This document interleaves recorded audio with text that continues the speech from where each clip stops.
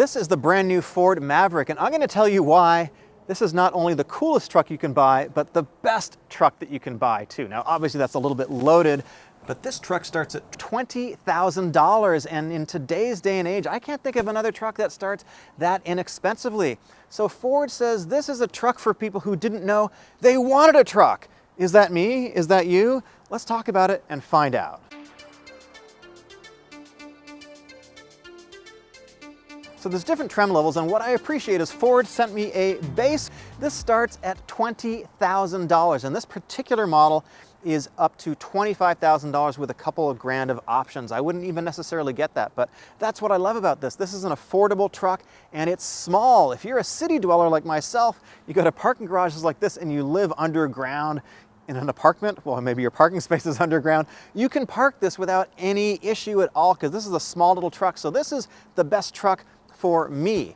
So let's talk about the different trim levels that you can get here. So this is the front wheel drive, this is the XL, this is the entry level. So this gets the 2-liter engine, this is 250 horsepower, 277 pound-feet of torque. It's actually pretty fast. You can get this in front wheel drive, which this is, and this also comes in an all-wheel drive version as well. Now, if you want the hybrid, that is actually part of the base, and it is front wheel drive only. This has an 8-speed automatic transmission, whereas the hybrid has a CVT. So as you probably know, Ford stopped actually making cars a while ago. And if you want a car from Ford, it's gonna be the Mustang, but that's not the most practical vehicle that you can get. And so Ford is actually comparing this to the Honda Civic very subtly. They say that the hybrid version gets better gas mileage than the Honda Civic sedan and the hatchback, which is actually true. But now this is sort of the new car from Ford. This is small, it's super practical. You're never gonna get a vehicle that is a car that has this much trunk space. This has got the ultimate amount of trunk space. Now this is obviously not closed up, but you can take care of that with the aftermarket. And so this is how Ford is positioning new entry-level vehicles, and you know what? I dig it. Another reason why this is the best truck that you can buy, it's not because the bed is huge, it's actually because it's small. So again, this is Ford's smallest pickup truck, and this is one of the smallest pickup trucks in the market, and that's a good thing if you live in the city. So in terms of lift height, this is about 30 inches to get in here. And I'm just gonna hop in. And this has got something called the flex bed, which I'll explain in a second. It's very clever, but let's talk about the dimensions here. So I'm sitting between the wheel wells with my very bright socks on, by the way. So this is about 43 inches wheel well to wheel well on the inside. You get about another 10 inches here, so it's about 53 inches here. And the total bed length is about 4.5 feet. Now this does have the optional spray-in bed liner, which is about $500, and is something I would definitely get. I really prefer the manufacturer's spray-in bed liners over the ones that you can get yourself. It's just a much better value. And this is a super practical vehicle. Think about getting this over a Honda Civic. Which one is gonna be more practical for you? So the new Maverick is based on the C2. What is this car, Eric? This is the new Maverick. New? It kind of looks like it's a throwback truck. It looks like it's from the 90s or something. It does Why look is it like so small. What are you doing here? You've got the 90s channel. Well, I thought we were here to review my Tacoma today, but... Oh, that's next week. Oh. Why don't we review this? Okay. The nose doesn't really have a 90s vibe, even though the rest of the truck kind of does. Like, one of the things that I noticed comparing your Tacoma is that we've got like a grill that goes way down. It sort of gives us like this low appearance here. For sure, the Tacoma, I feel like the bumper ends like right here. So this has got like really big headlights. What do you think of these? I think they're a little too big. I actually don't know what I think about this, all these waves going on in this grill. I feel like the top end Maverick looks a little bit better. Yeah, it's a little bit busy. So what do you think of this color? It's really nice, it pops, it looks really cool. It's definitely sort of a 90s vibe, I think. That's what I like about it. You know what else I like, which is kind of a 90s vibe? Steel wheels! Steelies! Yes! Yes, I dig it! People hate Steelies. I love it. Yeah, me too. I love it. I like the subtle XL badging here. And the rest of it is a very simple design. There isn't a lot going on to make it kind of busy. Yeah, there's nothing stupid going on here. And I can't wait till the aftermarket gets their hands on this thing. I think you can have some really cool looking Mavericks. Totally. I think the design, even though the materials aren't like super high-end looking, I think there's a lot of thought and care in the design. They didn't just like put a big slab of black plastic and call it a day. Yeah, so I think the controls are really good. I mean, this took me all of 3 seconds to figure out how to turn on the heat Yes, you don't have to fumble with a screen through menus, all that garbage. It's really easy. Yeah, and the screen itself is pretty good. I mean, I think it's really quite responsive. Got CarPlay, Android Auto. Yeah. Can you tell me what this is here for, though? I can't quite figure it out. So that's for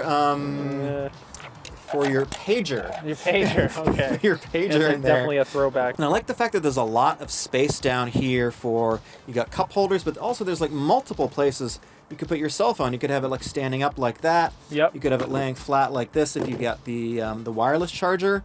Nice rubberized surfaces in here, so it's not going to slide It's around. not going to rattle around so much. And in the doors, there's a ton of space in the doors. They've even got sort of hidden pockets. That's crazy. Look, I actually fit in here. Wow, how tall are you? 6'3", and my knees, they fit. The seat's kind of scalloped, so actually I'm kind of surprised about that. Yeah, I'm 5'9", and I've got no problem with the knee room. Headroom is like pretty good back here. These seats are not comfortable back here, though. And what do you think about this $155 option? Wow, look at that.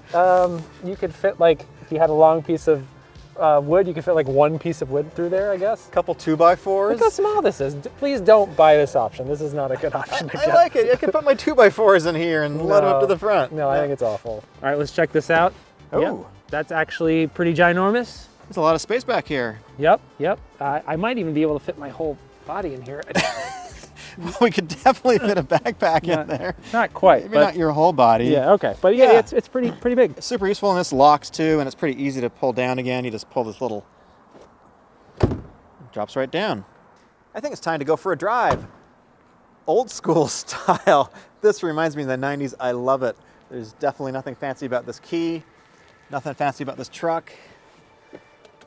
Let's see how it drives. Let's punch it, getting onto the freeway. Okay, this is legitimately quick.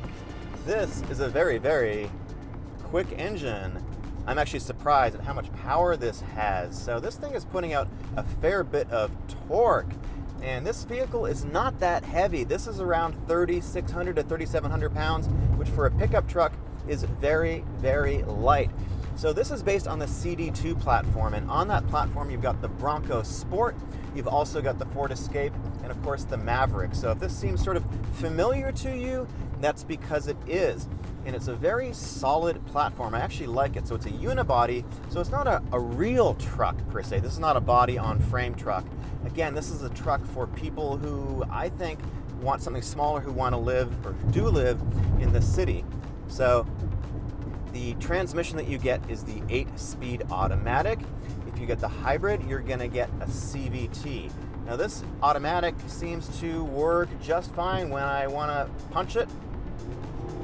Kicks down real fast, no issues at all. It's always in the right power band, and I haven't had a chance to really get a good mileage figure on this, but I think this is around 26 miles per gallon, something like that. I'll throw it up on screen. Now the hybrid's going to get you much better gas mileage. Now in terms of visibility, this is great. I'm sitting up high enough. I've got really good sight lines. I can see all the way around me without any issue at all. And the ride quality, so because this is the front wheel drive, this gets a torsion beam, a rear axle, so the ride quality is slightly compromised. It's firm, it's not stiff, but it's firm. You can sort of see I'm on like pretty bad pavement right now, and I'm not getting tossed around, but the ride quality is not as good as a more expensive vehicle, like a luxury vehicle. If you get the all-wheel drive, it's going to be better because you're going to get a multi-link suspension in the back. The steering is pretty good. I'm pretty happy with Ford's steering lately. It has a decent amount of feel. It's not overly assisted like some of the Japanese competitors. The display in front of me, it's bright, it's easy to read. There's no confusion at all here. This does have the optional Ford Copilot 360, which has some safety systems, including radar cruise control, things like that. Works pretty well. Ford is sort of standardizing these types of options across a lot of their vehicles. And this is just a fairly pleasant place to drive. I'm sitting up pretty high. It's not noisy at all. I'm doing about 70 miles an hour. It's quite quiet in the cabin, despite the fact that this is not a premium vehicle. There's really not a lot of noise in here, and I think it drives pretty well. Overall, the seats are pretty good. These are cloth seats. They are supportive enough for me. They've got, they don't really have any bolstering adjustment. so you're pretty much fixed, and the seats are on sliders. They're fixed, they're not power seats. But I find them plenty comfortable.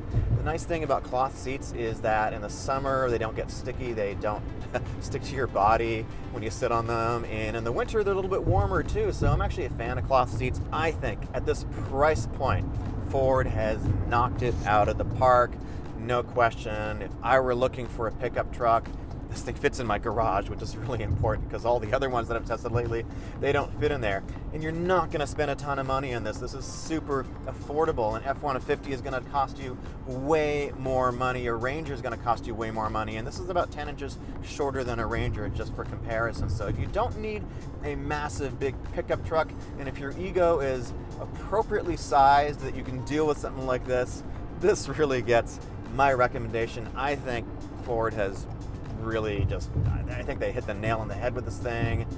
I definitely recommend it, and personally, I would buy this.